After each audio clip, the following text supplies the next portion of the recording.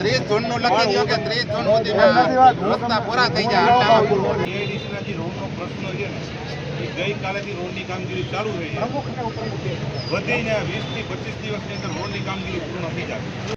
Junagadh GIDC 2 માં રોડના પ્રશ્ને વેપારીઓએ રસ્તા પર ઉતરી કર્યો ચક્કાજામ. જૂનાગઢ જીઆઈડીસી 2 વિસ્તારમાં આજે ભારે હોબાળો જોવા મળ્યો. લાંબા સમયથી બિસ્માર રોડ રસ્તાની સમસ્યાથી કંટાળેલા વેપારીઓ અને કારખાનેદારો આખરે રસ્તા પર ઉતરી આવ્યા હતા અને ચક્કાજામ સર્જાયો હતો.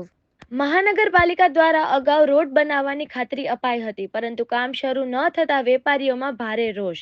મોટી સંખ્યામાં વેપારીઓ અને કારખાનેદારો એકઠા થતા વાહન વ્યવહાર ખોરવાયો હતો. પરિસ્થિતિને ઠાળે પાડવા પોલીસનો મોટો કાફલો પણ ઘટના સ્થળે દોડી આવ્યો હતો.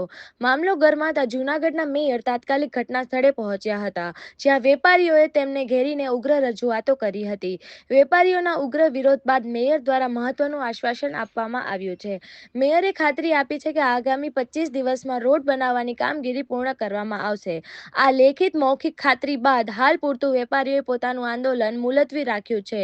શું 25 દિવસમાં જૂનાગઢ જીઆઈડીસીને નવા રસ્તા મળશે તે જોવાનું રહેશે. વધુ અપડેટ્સ માટે જોડાયેલા રહો અમારી સાથે. હું પરેશભાઈ ચોવટિયા, પ્રમુખ Shri factory owners association GIDC 2.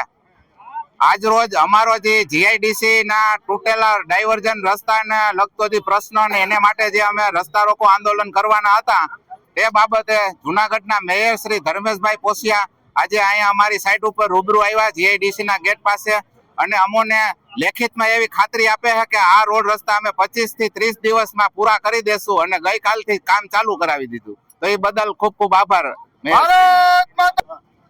જે જીઆઈડીસી 2 નો ડાયવર્ઝન કાઢતી વખતે જે રોડનો કોર્પોરેશન દ્વારા ડાયવર્ઝન કાઢતી વખતે ઉપયોગ કરવામાં આવ્યો હતો એ ઘણો સમય ત્યાં આ જીઆઈડીસીના લોકોની માંગણી હતી કે રોડ તાત્કાલિક ધોરણે થાય, પણ ક્યાંક ને ક્યાંક સરકારી કામગીરીને ધ્યાનમાં રાખી વર્ક ઓર્ડર જે વહેલી તકે મળે એવા પ્રયત્નો કરી અને આજે ગઈકાલેના દિવસેથી રોડની કામગીરી ચાલુ કરવામાં આવી છે અને આજ જીઆઈડીસીના લોકો જે ભેગા થયા છે તેની આગળ પ્રમુખ છે, જીઆઈડીસીના બધા તમામ લોકો છે તેને મળી અને એને બાંહેધરી આપી છે કે આવનારા 25 દિવસની અંદર રોડની કામગીરી પૂર્ણ કરવામાં આવશે.